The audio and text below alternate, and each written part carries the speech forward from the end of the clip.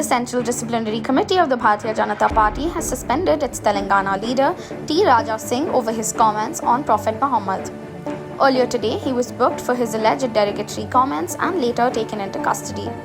The FIR was registered against him at the Dabirpura police station under sections 153A, 295 and 505 of the Indian Penal Code. The party said that his remarks were against the party's lines.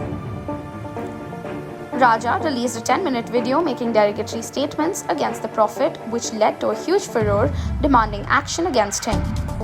The earlier suspension happened for two BJP national spokespersons, Nupur Sharma for commenting against the Prophet and Delhi leader Naveen Jindal for similar remarks. On August 19, the BJP MLA was put under house arrest after he opposed a show that was held by stand-up comedian Munawwar Farooqi in Hyderabad on August 20th. Raja Singh made a video claiming that Hyderabad police had given protection to the stand-up artist and helped make his show successful. The BJP MLA alleged that Farooqi had made certain remarks that hurt religious sentiments and used foul language for him.